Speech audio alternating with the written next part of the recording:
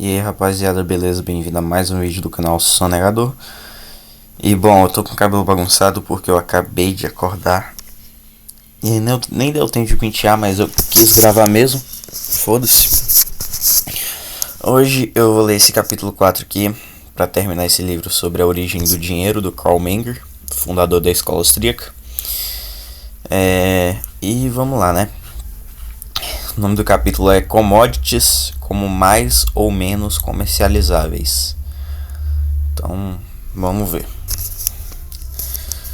É um erro na economia tão prevalecente como é evidente que todas as commodities em um ponto definido do tempo em um determinado mercado podem assumir-se entre si uma relação de troca definitiva. Em outras palavras, podem ser mutualmente trocadas em quantidades definitivas à vontade. Não é verdade que em qualquer determinado mercado 10 CWT de um artigo igual a 2 CWT de outro, igual a 3 kg de um terceiro artigo. E assim por diante.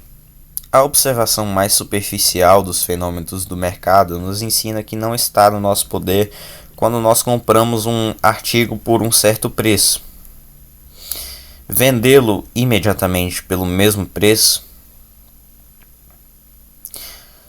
Né? Se você vender pelo mesmo preço, você não ganhou nada, né? Então, ok. Se tentarmos dispor de um artigo de roupa, ou um livro, ou uma obra de arte que acabamos de comprar no mesmo mercado, mesmo que seja tudo de uma vez, antes da mesma conjuntura de condições terem alterado, devemos facilmente nos convencer da falácia de tal suposição. O preço pelo qual qualquer um pode comprar uma mercadoria à vontade em um determinado mercado e em um determinado momento do tempo, e o preço pelo qual ele pode dispor do mesmo à vontade, são duas magnitudes essencialmente diferentes. Isso é válido tanto para atacado quanto para preço de varejo. Mesmo os produtos comercializáveis como milho, algodão, ferro fundido não podem ser dispostos voluntariamente pelo preço pelo qual os adquirimos. O comércio e a especulação seriam as coisas mais simples do mundo se a teoria do objetivo equivalente nos bens estivesse correta. Se fosse realmente verdade que em um determinado mercado, em um dado momento, as commodities pudessem ser mutuamente convertidas à vontade em relações quantitativas definidas, pudessem, em suma, a um certo preço, ser tão facilmente dispostas quanto adquiridas.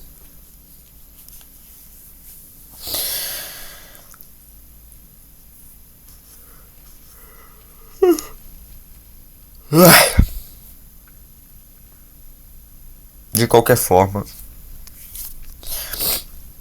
não existe tal vendabilidade geral de mercadorias nesse sentido. A verdade é que, mesmo nos melhores mercados organizados, embora nós possamos comprar quando e o que gostamos a um preço definido, isto é, preço de compra, nós podemos nos dispor do bem novamente apenas quando e como quisermos com uma perda, isto é, ao preço da venda.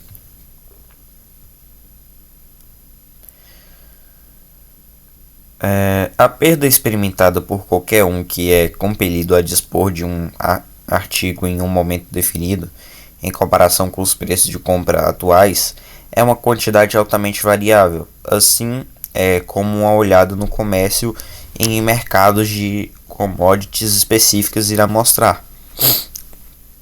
Se o milho ou o algodão forem dispostos em um mercado organizado e o vendedor estará em condições de dispô-los em praticamente qualquer quantidade, a qualquer momento que desejar, ao preço atual ou no máximo com uma perda de apenas alguns centavos na soma total.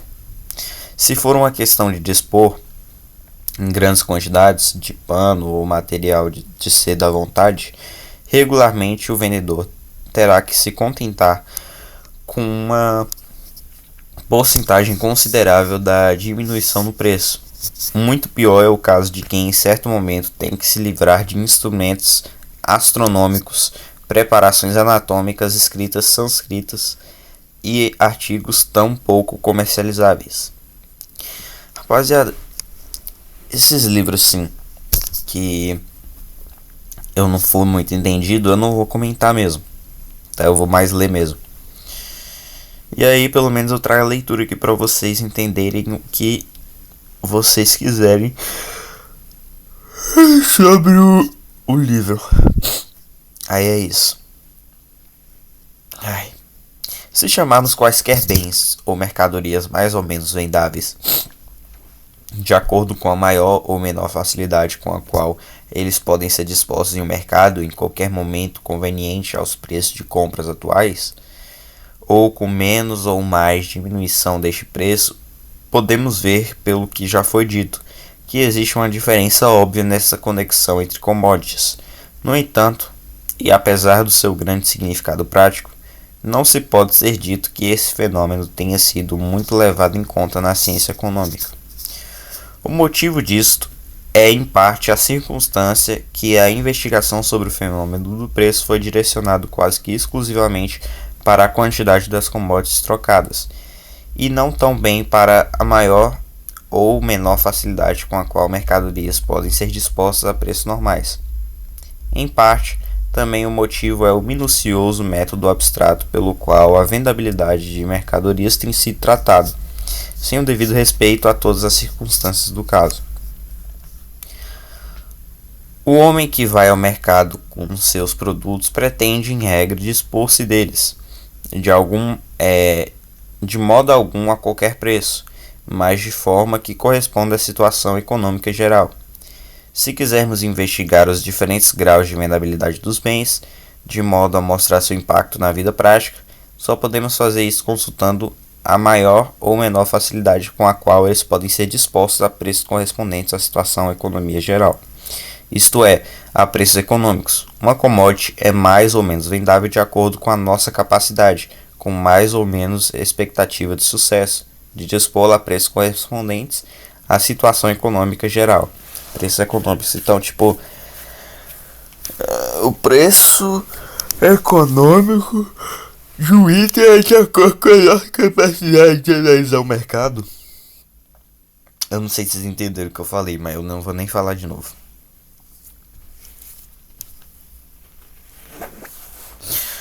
O intervalo de tempo, ademais, dentro do qual a disposição de uma mercadoria ao preço econômico pode ser contado, é de grande importância em um inquérito sobre o seu grau de vendabilidade.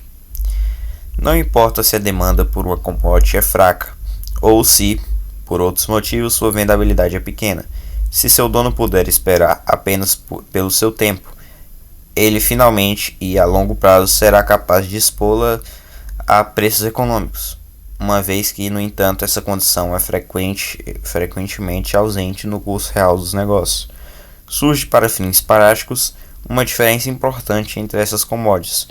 Por um lado, o qual nós esperamos dispor em qualquer momento a preços econômicos, ou ao menos aproximadamente econômicos, e tais bens, por outro lado, considerando o fato de que não temos tal expectativa, ou ao menos não no mesmo grau, e para dispor do qual a preços econômicos o proprietário prevê que será necessário aguardar um período mais longo ou mais curto, ou então colocá-lo com uma redução mais ou menos sensível no preço. Novamente, é necessário ter em conta o fator quantitativo na vendabilidade das commodities. Algumas commodities, em consequência do desenvolvimento de mercados e especulações, podem a qualquer momento encontrar uma venda em praticamente qualquer quantidade a preços econômicos, aproximadamente econômicos. Outras commodities só podem encontrar uma venda a preços econômicos em quantidades menores, proporcional com um crescimento gradual de uma demanda efetiva, obtendo um preço relativamente reduzido no caso de uma oferta maior. Eu acho que eu vou parar por aqui. Depois eu vejo esses outros capítulos aí, velho. Porque, sinceramente, acabei de acordar. Isso aqui foi basicamente uma leitura comentada, tá ligado? E tipo, eu não ligo mesmo em comentar mesmo. Pelo menos o livro eu quero trazer pra vocês, né? Eu tô aqui fazendo leitura comentada não pelos meus comentários em si, mas sim porque eu trago o livro puro, sabe? Eu trago o livro puro e aí você consegue ler e entender o que você, tipo, achar o que você mesmo entendeu. Eu já tinha visto coisas no YouTube sobre o Karl Menger, no canal Economia para Iniciantes do Gabriel Braga, que é muito bom inclusive, porque eu pretendo, né, estudar bastante economia. Eu acho que eu quero fazer economia também. E aí eu tenho que estudar esses negócios. Mas esse livro do Karl Menger é um livro bastante difícil de entender para quem não sabe nada de economia. Eu vi a questão da lei da utilidade marginal, que é basicamente, acredito eu que é quase a mesma coisa do preço se resume à escassez. Mas enfim, é isso. É isso, depois eu leio os outros capítulos. Sinceramente, agora eu estou completamente destruído. Depois eu vou ler com vocês aí. E é isso. Obrigado por terem assistido. Valeu.